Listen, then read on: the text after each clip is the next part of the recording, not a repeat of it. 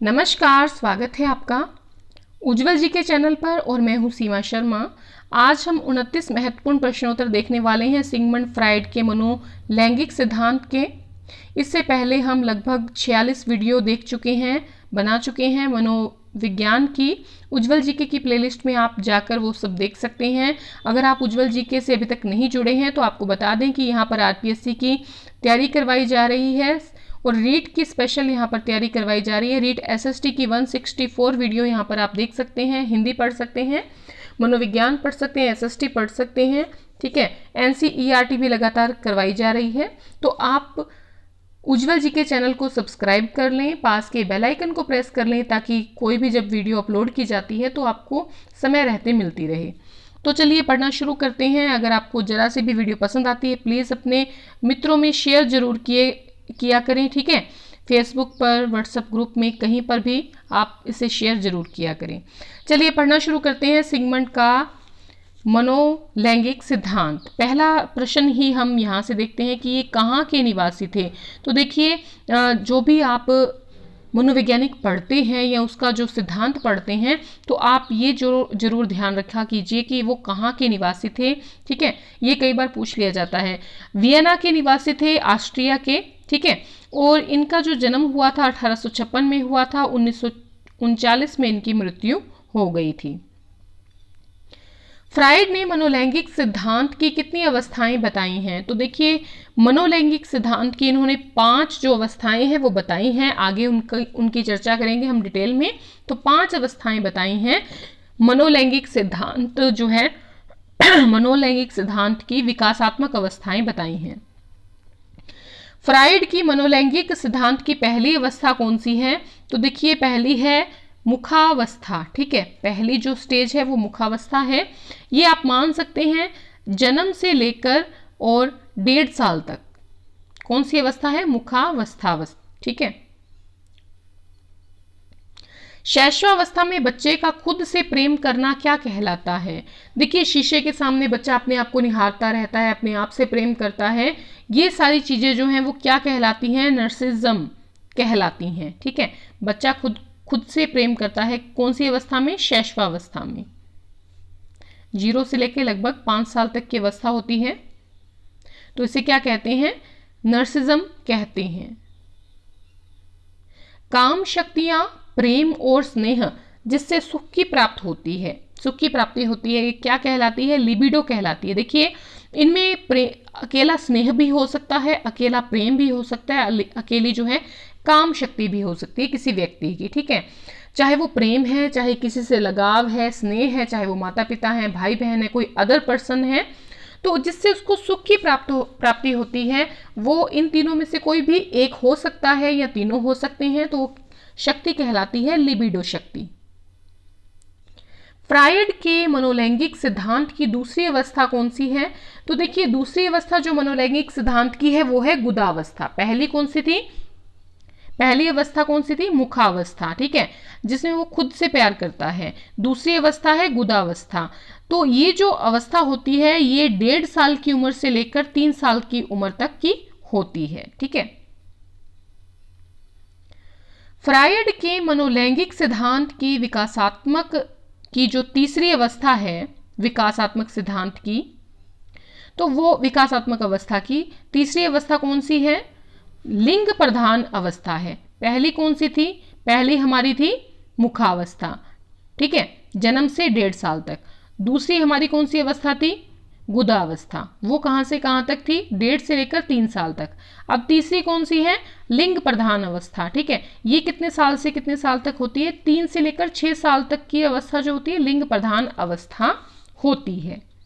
आगे देखते हैं, फ्राइड के सिद्धांत की चौथी अवस्था कौन सी है जो फ्राइड का मनोलैंगिक सिद्धांत है? देखिए, विश्लेषणात्मक सिद्धांत अलग है और ये मनोलैंगिक सिद्धांत है। हम मनोलैंगिक सिद्धांत पढ़ रहे हैं। तो चौथी अवस्था जो मनोलैंगिक सिद्धांत की है उसका नाम है अव्यक्ता अवस्था। ठीक है, अव्यक्ता अवस्था। और ये जो अवस्था होती है 6 से लेकर 12 साल तक की उम्र की होती है। ठीक है, ये कौन सी अवस्था है? चौथी अवस्था है, 6 से 12 साल तक की उम्र की। पहली थी मुखावस्था, जन्म से 1.5 साल तक।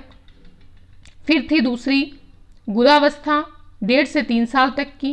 फिर थी तीसरी अवस्था लिंग प्रधान अवस्था 3 से 6 साल तक की। चौथी अवस्था थी हमारी, ठीक है, कौन सी, 6 से 12 की, और ये इसका नाम क्या है, अव्यक्ता अवस्था।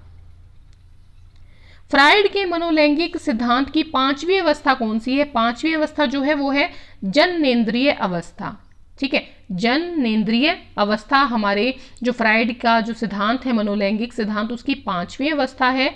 5 अवस्थाएं टोटल बताई हैं इन्होंने। पहली मुखावस्था, दूसरी है आपकी गुदावस्था, तीसरी है इसकी लिंग प्रधान अवस्था, चौथी है इसकी अव्यक्ता अवस्था, और 5वीं है जननेंद्रिय अवस्था। अब इसका जो टाइम पीरियड है वो आता है, आप किशोर अवस्था भी इसको कह सकते हैं, वैसे 12 साल के बाद की अवस्था इसके अंतर्गत आती है।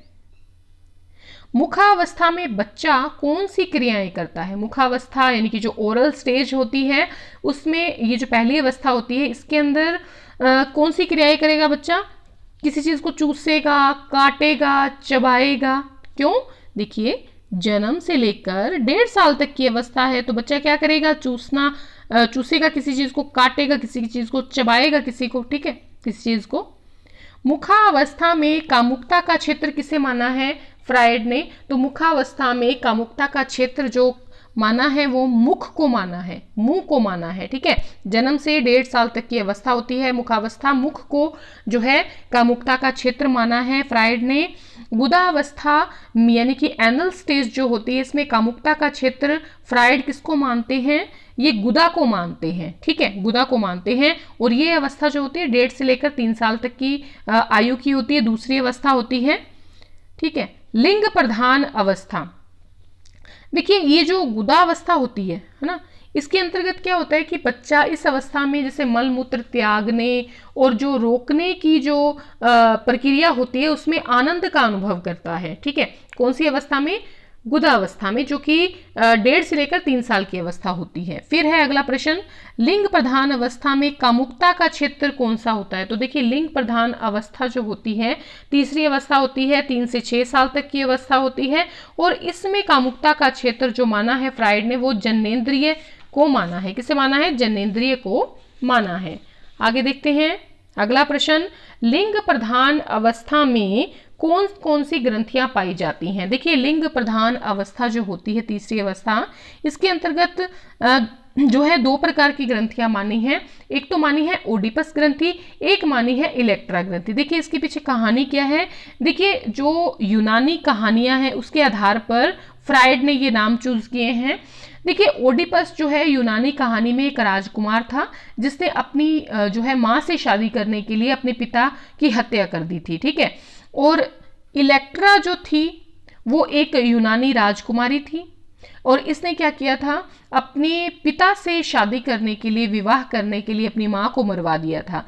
तो ये एक तरह का प्रेम जो है दिखाते हैं माता और पिता पर। तो लिंग प्रधान अवस्था में 2 प्रकार की ग्रंथियां पाई जाती हैं, ओडिपस ग्रंथि और इलेक्ट्रा ग्रंथि। ओडिपस जो ग्रंथि है इसकी वजह से लड़का माता पिता में से किसको प्रेम करेगा? तो किसको मरवाया था? पिता को मरवाया था। तो किससे प्रेम करता था? माँ से ओडिपस। तो ओडिपस ग्रंथि की वजह से लड़का जो है माता पिता में से माँ से प्रेम करता है या माँ से प्रेम दिखलाता है। इलेक्ट्रा ग्रंथि की वजह से लड़की माता पिता में से किससे प्रेम करती है? ठीक है, आप लोग आम जनजीवन में भी देखते हैं कि लड़कियां जो है पिता से ज्यादा प्रेम करती हैं और जो माँ से प्रेम करता है वो कौन करता है? लड़का अपनी माँ से, या एक जो है पुत्र है वो अपनी माँ से अधिक प्रेम करता है। तो इलेक्ट्रा ग्रंथि की वजह से लड़की माता पिता में से किसे प्रेम करेगी? पिता से प्रेम करेगी, ठीक है। अगला प्रश्न है 17वां प्रश्न, अव्यक्ता अवस्था, लेटेंसी स्टेज जो होती है इसमें लिबिडो हमने किसको कहा था?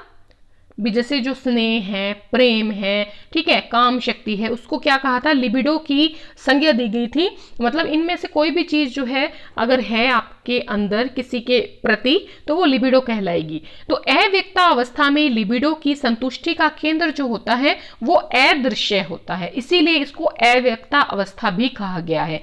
अदृश्य का क्या मतलब है? देखिए, बालक की ये जो अवस्था होती है 6 से लेकर 12 साल तक की होती है बाल्य अवस्था, और बाल्य अवस्था में काम अवस्था जो होती है, कामुकता की जो अवस्था होती है वो अदृश्य रहती है। क्यों रहती है? क्योंकि बालक 6 से 12 साल की अवस्था में सामाजिक कार्यों की और ज्यादा केंद्रित रहता है, अपनी उम्र के जो बच्चे होते हैं उनके साथ रहकर लैंगिक संतुष्टि का अनुभव करता है, ठीक है। पर यहाँ पर ये कामुकता या काम वासना से संबंधित नहीं होती, तो ये इसलिए ये अदृश्य रहती है। अगला है जनेंद्रिय अवस्था, ठीक है। जेनेटियल स्टेज जो होती है इसमें आकर्षण किसके प्रति रहता है? तो किशोरावस्था में किस प्रकार का आकर्षण रहता है? 12 साल के बाद किस प्रकार का आकर्षण रहता है? विषम लिंगीय प्रेम का आकर्षण रहता है। लड़का है तो वो लड़की की तरफ आकर्षित होगा, लड़की है तो वो लड़के की तरफ आकर्षित होगी। ये जो अवस्था होती है ये 12 वर्ष के बाद की होती है।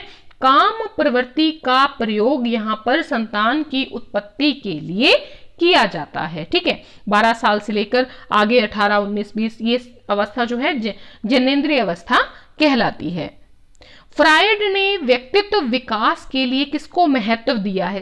देखिए, इसकी आलोचना भी इसी चीज के लिए हुई है। फ्रायड की जो है मनोवैज्ञानिकों ने आलोचना की है क्योंकि इसने कामुकता को बहुत ज्यादा महत्व दे दिया है। किसके विकास के लिए? व्यक्तित्व विकास के लिए। इतना इसीलिए इसकी आलोचना हुई है। लेकिन हम इसका जो है सिद्धांत पढ़ रहे हैं तो हम ये बात करेंगे कि फ्रायड ने व्यक्तित्व विकास के लिए महत्व ज्यादा किसको दिया है? कामुकता को दिया है, ठीक है। क्या फ्रायड ने व्यक्तित्व विकास में सामाजिक अनुभव, दुर्घटनाओं, वातावरण को कोई महत्व दिया है? तो बिल्कुल नहीं दिया, क्योंकि इन्होंने सबसे ज्यादा महत्व किसको दिया? कामुकता को। देखिए, अगर हमें कोई ठोकर लगती है तो हम सीखते हैं, हम कहते हैं, ठीक है। अगर हम किसी एग्जाम में फेल हो जाते हैं तो हम और मेहनत करते हैं। कई बच्चे होते हैं जो पीछे की ओर चले जाते हैं। कई बच्चे सोचते हैं कि हमने क्या करना है, फर्स्ट आना है या प्रथम श्रेणी में से उत्तीर्ण होना है। तो लेकिन ये चीजें जो है फ्रायड नहीं मानता। वो दुर्घटनाओं को, वातावरण को, सामाजिक अनुभव को किसी प्रकार का महत्व नहीं देता। फ्रायड ने यौन प्रेम, जिसको इसने क्या कहा है? यौन प्रेम को इसने जिजीविषा भी कहा है। तो जिजीविषा के लिए किस शब्द का प्रयोग किया है? फ्रायड ने इरोस शब्द का प्रयोग किया है, ठीक है। थोड़ा सा देखिए, इसको देख लेते हैं। देखिए, फ्रायड जो है उन्होंने, चलिए आगे देखते हैं अगले प्रश्न में इसको। देखिए, फ्रायड ने यौन प्रेम जिजीविषा के लिए शब्द का प्रयोग किया है इरोस। जिजीविषा यानी कि जीने की इच्छा, इसके लिए किस शब्द का प्रयोग किया है? फ्रायड ने इरोस शब्द का।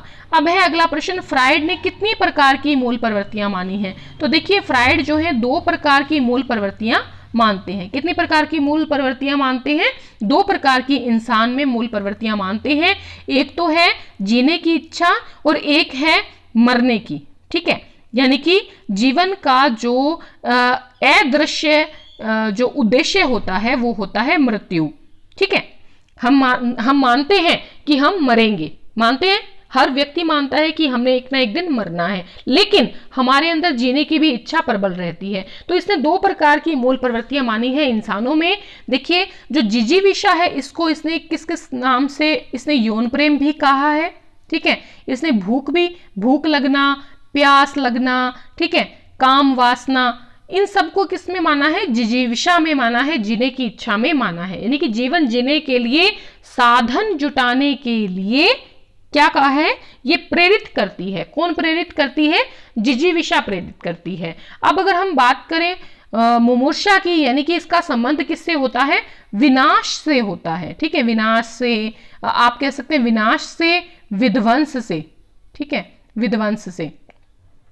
देखिए, फ्रायड का मानना है कि जीवन का उद्देश्य क्या है? मृत्यु है। तो इस प्रकार से 2 मूल प्रवृत्तियां जो है इन्होंने मानी है। चलिए आगे बढ़ते हैं। मुमूर्षा या मृत्यु मूल प्रवृत्ति के लिए फ्रायड ने किस शब्द का प्रयोग किया है? देखिए, जीने के लिए तो इरोस का प्रयोग किया है, जिजीविषा के लिए, यौन प्रेम के लिए, यौन प्रेम के लिए, और जो मुमूर्षा है, मृत्यु मूल प्रवृत्ति है, इसके लिए इसने शब्द का प्रयोग किया है थेनाटोस। कौन सा शब्द? थेनाटोस, ठीक है, याद रखिएगा। आगे कुछ हम युक्तियां देखेंगे, रक्षात्मक युक्तियां। एक व्यक्ति जो है रक्षात्मक युक्तियों का प्रयोग करता है, तो फ्रायड ने क्या क्या कौन कौन सी बताई हैं। सबसे पहले हम युक्तिकरण की बात करेंगे। युक्तिकरण का क्या अर्थ होता है? युक्तिकरण का अर्थ होता है बहाने बनाना। मान लीजिए एक उदाहरण के रूप में हम मानेंगे, एक छात्र परीक्षा में कम अंक लाता है, ठीक है, लेकिन वो क्या कहता है जी, मुझे मेरे जो कम नंबर आए हैं, कम अंक आए हैं, उसका कारण क्या है? उसका कारण ये है कि जो हॉस्टल है जहां पर मैं रह रहा हूं, उसका वातावरण पढ़ने में सहयोगी नहीं था, तो इसकी वजह से मेरे जो मार्क्स हैं वो कम आ गए, ठीक है। तो ये क्या है, इसने क्या माना है? युक्तिकरण की बात की है, बहाने बनाना। अगला है प्रतिगमन। रिग्रेशन का क्या मतलब होता है? रिग्रेशन का क्या अर्थ होता है? तो इसका अर्थ बताया है फ्रायड ने, पीछे की ओर लौटना, ठीक है। या फिर इसका एक और नाम बताया है, कम परिपक्व व्यवहार करना। कम परिपक्व व्यवहार करना। देखिए, प्रतिगमन या रिग्रेशन का मतलब पीछे की ओर लौटना, कम परिपक्व व्यवहार करना। देखिए, जब इंसान दुखी होता है, तनावग्रस्त होता है, तो वो क्या है, कम परिपक्व व्यवहार द्वारा अपनी चिंता को कम करने का प्रयास करता है। जैसे मान लीजिए किसी के कंधे पर सिर रख कर रोने लग गया, ठीक है, किसी बच्चे के साथ खेलने लग गया, वो क्या करता है, अपने से छोटी उम्र में जाने की कोशिश करता है ताकि वो अपने दुख को भूल जाए। तो इसे क्या कहेंगे? इसे रिग्रेशन या प्रतिगमन कहेंगे, पीछे की ओर लौटना कहेंगे। आगे देखिए अगला, प्रक्षेपण। प्रोजेक्शन का क्या मतलब होता है? ठीक है, प्रोजेक्शन यानी थोपना किसी पर, मतलब अपनी कमियों, अपनी कमजोरियों को दूसरे व्यक्ति पर आरोपित करना और खुद में उन कमियों के होने से इनकार करना, ये क्या होता है? प्रक्षेपण कहलाता है, ठीक है। ये तो हम अच्छी तरह से जानते हैं और हम कई बार अपने आप को भी इस स्थिति में लाते हैं, अपनी कमियों, अपनी कमजोरियों को दूसरे व्यक्ति पर आरोपित करने का प्रयास करते हैं। अगला है, अगर कोई घटना या कोई तथ्य हमारे लिए बहुत ज्यादा कष्टप्रद हो जाए, अरुचिकर हो जाए, तो हम क्या करते हैं, उसके अस्तित्व को ही मानने से इनकार कर देते हैं। तो उससे क्या कहा जाएगा? उसे कहा जाएगा नकारना। मान लीजिए कि हमारा कोई प्रियजन है, कोई मरने वाला है, कोई कैंसर से पीड़ित है, या हम खुद मरने वाले हैं, तो हम अक्सर किसका सहारा लेंगे? नकारने का सहारा लेंगे। इस युक्ति का सहारा लेकर हम अपने आप को कुछ देर के लिए क्या कर सकते हैं? शांत कर सकते हैं। आगे देखिए अगला प्रश्न, जब व्यक्ति किसी एक क्षेत्र में असफल हो जाता है तो दूसरे क्षेत्र में सफलता प्राप्त कर पहले क्षेत्र में अपने हार की क्षतिपूर्ति करता है, तो इसे क्या कहा जाता है? मतलब जब व्यक्ति मान लीजिए कोई आईएएस ऑफिसर बनना चाहता है, ठीक है, लेकिन वो आईएएस ऑफिसर के 2-3 बार एग्जाम दिया, पास नहीं हुआ, अब उसको क्या लगता है कि मैं क्या करूं, मैं कोई अच्छा खिलाड़ी बन जाऊं या अच्छा बिजनेस कर लूं या मैं आरएस की तैयारी कर दूं शुरू। तो क्या है, एक क्षेत्र से दूर हटकर दूसरी तरफ झुक जाना और वहां पे अपनी क्षतिपूर्ति कर लेना, इसको क्या कहा जाता है? तो इसको कहा जाता है क्षतिपूर्ति रक्षात्मक युक्ति। क्या कहा जाता है? क्षतिपूर्ति रक्षात्मक युक्ति। देखिए, अगर कोई बच्चा पढ़ाई में अच्छा नहीं है तो वो खेल में अच्छा प्रदर्शन करके इस चीज की क्षतिपूर्ति करता है। अंतिम प्रश्न है हमारा, जब व्यक्ति वास्तविक जीवन में अपनी इच्छाओं को पूरा नहीं कर पाता तो वो अपनी कल्पना की दुनिया बनाकर थोड़ा आराम पाता है। इसे क्या कहते हैं? अक्सर लोग ये चीज करते हैं, कई बार हम द्विवा स्वप्न लेने लग जाते हैं, ठीक है, यानी कि दिन में सपने लेने लग जाते हैं, ठीक है, और उसके जरिए हम ये देखते हैं कि हमने क्या किया है, अपनी जो इच्छा है उसको पूरा कर लिया है, अपनी एक कल्पना की अलग सी दुनिया बना लेते हैं, उसको क्या कहते हैं? दिवा स्वप्न, यानी कि दिन में ही सपने देखने। तो इस प्रकार से आज हमने 29 क्वेश्चंस के जरिए फ्रायड के मनोलैंगिक सिद्धांत को पूर्ण रूप से बढ़िया तरीके से समझ लिया है। अगर आपको वीडियो जरा सी भी पसंद आई है, अपने मित्रों में शेयर कर दें, लाइक करें और कमेंट करके बताएं वीडियो कैसी लगी। और अगर आप अंत तक बने रहे हैं तो उसके लिए बहुत बहुत धन्यवाद।